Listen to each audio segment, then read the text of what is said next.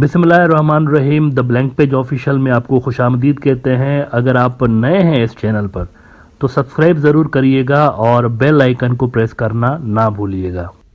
ایک دور تھا کہ دنیا کے اندر ریڈیکل اسلام اور اس طرح کی چیزیں جو تھی وہ بڑا مدعا ہوا کرتا تھا، اور اسلام کے خلاف ویسٹرن میڈیا سمیت دنیا کے بہت سارے ملکوں میں غلیظ قسم کا پروپیگنڈا کیا جاتا تھا، اور اسلام کو جو ہے وہ ایکسٹریمزم سے بھی جوڑنے کی مذموم کوششیں کی جاتی تھی۔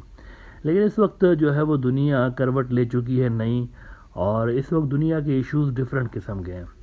اس وقت دنیا میں خاص طور پر ویسٹرن کنٹریز میں اگر آپ دیکھیں تو چائنا کو وہ زیادہ تھریٹ کے روپ میں دیکھ رہے ہیں، اور مسلم دنیا کے لیے وہاں پر کافی زیادہ آپ کو ایکسیپٹنس نظر آتی ہے۔ مثال کے طور پر آپ کو چند ایگزامپلس دوں گا۔ یورپ کے ملکوں سمیت امریکہ میں بھی اس وقت جو مسلمان برادری ہے ان کے اوپر وہ پہلے والا دباؤ نہیں ہے جسے پہلے ہوا کرتا تھا کہ بس خدا نے خواستہ کسی کو داڑھی رکھی دیکھ لی تو اس کو شک کی نگاہ سے دیکھ رہے ہیں، اس طرح سے وہ خاص طور پر ایک مخصوص مائنڈ سیٹ بنا دیا گیا تھا وار اینڈ ٹیرر شروع ہونے کے بعد۔ اس وقت اگر آپ دیکھیں تو پچھلے دنوں ہی پہلی امریکہ کے اندر باحجاب خاتون جج وہاں پر اپوائنٹ ہوئی ہیں، تو وہاں پر ایکسیپٹنس آپ کو زیادہ نظر آ رہی ہے پہلے کے مقابلے میں۔ اسی طرح سے آپ نے دیکھا اسکاٹ لینڈ کے اندر، یورپ میں اگر آپ دیکھتے ہیں تو پہلا مسلمان ان کا لیڈر جو ہے وہ حمزہ یوسف وہ اپوائنٹ ہوا ہے، اور اسی طرح سے بے شمار ملکوں کے اندر آپ کو نظر آئے گا کہ مسلمان جو ہے وہ امپورٹنٹ پوزیشنز پہ آ رہے ہیں، اور سلولی نارملائز ہو رہی ہیں چیزیں۔ لیکن دنیا کے دو ملک ابھی بھی ایسے ہیں جہاں پر اسلاموفوبیا اپنی پیک پہ ہے۔ ایک تو انڈیا ہے، جہاں پر انڈیا کی ہسٹری کی سب سے زیادہ ہارڈ لائنر ہندو ایکسٹریمسٹ گورنمنٹ موجود ہے، RSS اور اس کی جو سبسیڈری ہے پولیٹیکل سبسیڈری BJP، ان کی گورنمنٹ ہے۔ اور دوسرا اسرائیل ہے جہاں پر ان کی ہسٹری کی سب سے زیادہ ہارڈ لائنر زائنسٹ ایکسٹریمسٹ جماعت موجود ہے۔ اب اسرائیل میں یہ ہوا ہے کل رات کہ یہ جو ہارڈ لائنر زائنسٹ ہیں انہوں نے اب نیتن یاہو کے خلاف بے شمار مظاہرے ہو رہے تھے، یہ سارا کچھ ہو رہا تھا، تو اس سے اٹینشن ڈائیورٹ کرنے کے لیے بھی انہوں نے مسلم کارڈ کھیلا ہے۔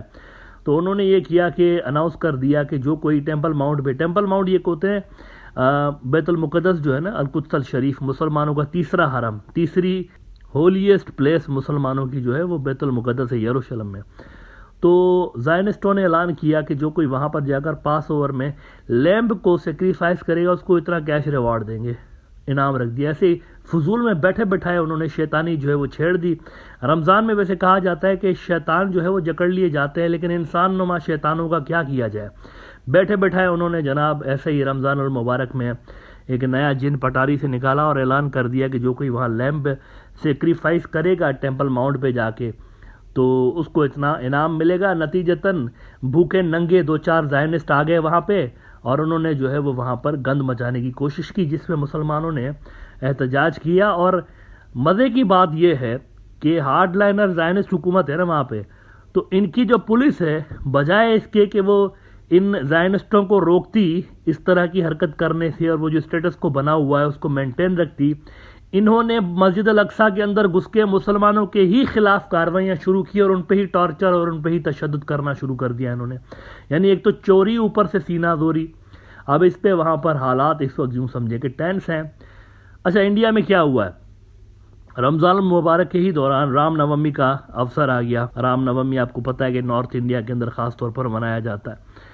تو رام نومی میں انہوں نے کیا کیا ہے کہ انڈیا بھر سے نہ صرف مسلمان بلکہ کرسچن برادری کی بھی بہت ساری جگہوں پہ تذلیل کی گئی، ان کی جو مقدس مقامات ہیں، چرچ، ان کے اندر توڑ پھوڑ کی گئی۔ مسلمانوں کے اوپر تو ویسے ہی ہوتا رہتا ہے، بے شمار ان کے اوپر تو کریک ڈاؤن کیا گیا۔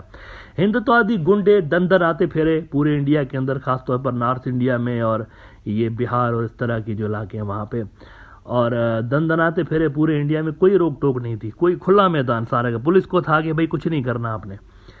تو انہوں نے ایز اے رزلٹ نہ صرف مدرسے جلائے، مساجد جلائی، بلکہ زد و کوب بھی کیا۔ مسلمان بہت سارے زخمی ہو گئے، کچھ جگہوں پہ ہلاکتیں بھی ہوئی ہیں، شہادتوں کی بھی اطلاعات آ رہی ہیں۔ کھلا کھاتا دے دیا گیا۔ اب اس پہ یہ ہوا ہے کہ یہ جو OIC ہے، مسلمانوں کی سب سے بڑی تنظیم، انہوں نے کنڈیم کر دیا ہے اس وائلنس کو، اور خاص طور پر وہ جو 4000 کے لگ بھگ بکس بھی جلائے گئے تھے بہار کے اندر، مدرسہ لائبریری بھی تھی اس کے اندر مسلمانوں کی، وہ جلائی گئی۔ 4000 سے زیادہ نایاب کتابیں وہ بھی جلا دیے گئے۔ تو اس پہ OIC نے کنڈیم کیا ہے انڈیا کو کہ یہ کیا کر رہے ہیں آپ، اور کچھ کریں مسلمانوں کو پروٹیکٹ کرنے کے لیے، کوئی سالڈ اقدامات اٹھائیں، ہم کنڈیم کرتے ہیں اس کو۔ OIC کی طرح میں آپ کو پریس ریلیز دکھاتا ہوں کہ اس کے اندر وہ کیا رہے ہیں۔ OIC کہتا ہے کہ OIC general secretariat denounces acts of violence against Muslims in several states in India. The General Secretariat of the Organization of Islamic Cooperation has followed with deep concern the acts of violence and vandalism targeting Muslim community in several states in India during the Ram Navami processions, including the burning of a madrasa and its library by an extremist Hindu mob in Bihar Sharif on 31st March 2023.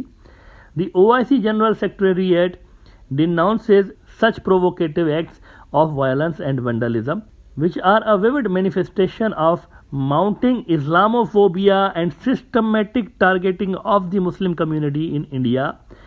The OIC General Secretariat calls upon the Indian authorities to take firm actions against the instigators and perpetrators of such acts and to ensure the safety, security, rights and dignity of the Muslim community in the country. ابھی یہ دیکھیں یہ صورتحال ہے، India کی بدنامی عالمی سطح پہ ہو رہی ہے، مسلم برادری جوائنٹلی کنڈیم کر رہی ہے کہ یہ کیا ہو رہا ہے انڈیا کے اندر۔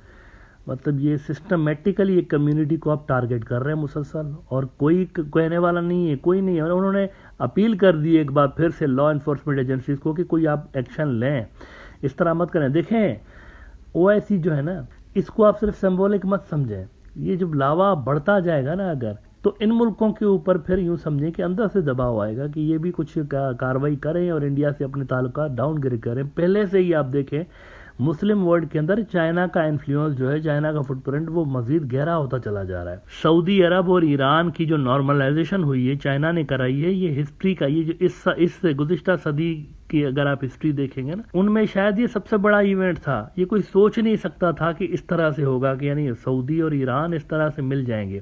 صرف ملے ہی نہیں ہے، ایک جوائنٹ ایک ایکو سسٹم بنتا ہوا نظر آ رہا ہے۔ دونوں کے جو ٹریڈ انٹرسٹ ہیں وہ آپ کو آنے والے دنوں میں یکساں ہوتے ہوئے نظر آئیں گے، کیونکہ دونوں کا جو سب سے بڑا ٹریڈ پارٹنر ہے چائنا، وہ گارنٹیئر ہے، مطلب ان ریلیشنز کا وہ گارنٹیئر ہے کہ نہ سعودی ایران کے خلاف کچھ غلط کرے گا، نہ ایران سعودی کے خلاف کرے گا، اور آن ٹاپ آف دیٹ وہ کوشش کر رہے ہیں کہ دونوں کے جو انٹرسٹ ہے نا سعودیز کے اور ایرانیوں کے، وہ کمبائن ہو جائیں اور اسٹریٹجک کوآپریشن دونوں کے درمیان پیدا ہو جائے، جو کہ بہت بڑی بات ہے۔ چائنیز نے بیسیکلی امریکہ کی جو کارٹر ڈاکٹرائن تھی اس کو ڈیمولش کر دیا ہے۔ جب ایران میں انقلاب آیا تھا امام خمینی کا، تو انقلاب سے پہلے یہ ہوتا تھا کہ سعودی اور ایران جو شاہ ایران کا جو ایران تھا، یہ دونوں امریکہ کے اسٹرانگ اتحادی تھے، اسٹریٹجک پارٹنر تھے دونوں، ایران بھی اور وہ سعودی بھی، اور دونوں کے آپس میں تعلقات بھی ٹھیک تھے۔